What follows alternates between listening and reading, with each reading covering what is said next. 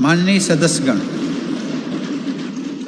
आज जब भारत दुनिया में अपनी नई पहचान के साथ आगे बढ़ने के लिए तत्पर है, तो हमें भी उतने ही बड़े संकल्पों को सिद्ध करना होगा। 2021 का यह वर्ष हमारे लिए इसलिए भी अहम है।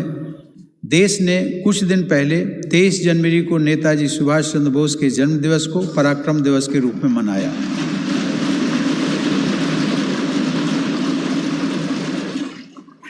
यह वर्ष नेताजी की 125वीं जन्म जयंती का वर्ष भी है। नेताजी की जयंती को बड़े पैमाने पर मनाने के लिए मेरी सरकार ने एक उच्च स्तरीय समिति का गठन किया है। हम सबके पूज्य गुरु तेग बहादुर का 400वां प्रकाश पर्व भी हम पूरी श्रद्धा के साथ मनाएंगे। इन समारोहों के साथ ही देश की स्वतंत्रता के 75वें वर्ष के उपलक्ष्य में अमृत महोत्सव का शुभारंभ भी इसी वर्ष हो जाएगा। माननीय सदस्यगण, विगत वर्ष में सामूहिकता की जिस शक्ति का हमने साक्षात्कार किया है, उसी शक्ति से हमें नए लक्ष्यों को प्राप्त करना है। पिछले कुछ वर्षों में देश ने अनेक ऐसे काम कर दिखाए हैं जिनको कभी बहुत कठिन माना जाता था। आर्टिकल 370 के प्रावधानों के हटने के बाद जम्मू कश्मीर के लोगों को नए अधिकार मिले हैं।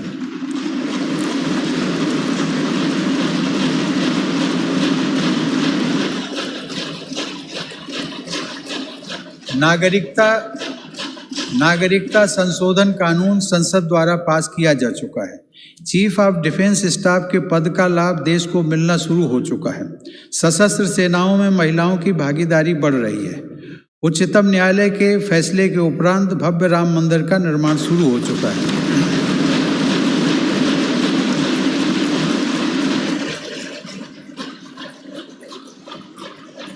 ईज ऑफ डूइंग बिजनेस की रैंकिंग में भारत ने रिकॉर्ड सुधार किया है। अब कंप्लायंस से जुड़ी बाधाओं को दूर करने पर विशेष बल दिया जा रहा है। वर्ल्ड टूरिज्म इंडेक्स की रैंकिंग में भारत 65वें से 34वें रैंकिंग पर आ गया है। जिस डीबीटी को नज़रअंदाज किया जा रहा था, उसी की मदद से पिछले 6 साल में 13 लाख करोड़ रुपए से अधिक धनराशि लाभार्थियों को ट्रांसफर की गई है।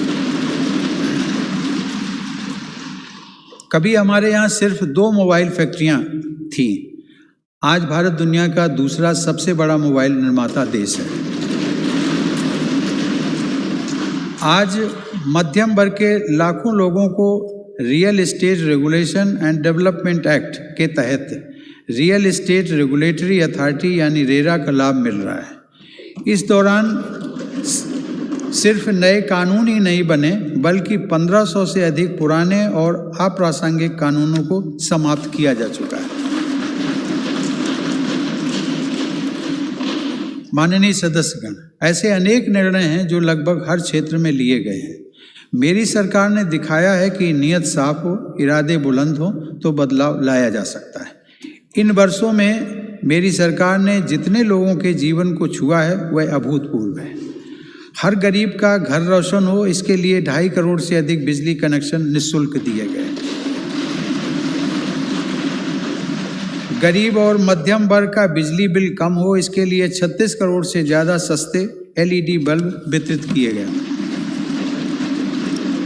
दुर्घटना की स्थिति में गरीब परिवार को दर दर न भटकना पड़े, इसके लिए सिर्फ 1 रुपया महीना के प्रीमियम पर 21 करोड़ से अधिक गरीबों को प्रधानमंत्री सुरक्षा बीमा योजना से जोड़ा गया। गरीब की मृत्यु के बाद उसके परिवार के पास एक संबल रहे, इसलिए सिर्फ 90 पैसा प्रतिदिन के प्रीमियम पर लगभग 9.5 करोड़ लोगों को प्रधानमंत्री जीवन ज्योति बीमा योजना से जोड़ा गया।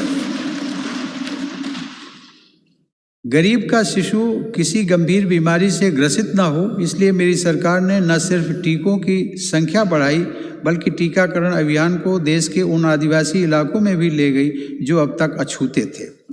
मिशन इंद्रधनुष के तहत 3.5 करोड़ से अधिक बच्चों का टीकाकरण किया गया। गरीब के हक का राशन कोई दूसरा ना छीन ले, इसके लिए 100% राशन कार्ड को डिजिटल किया जा चुका है।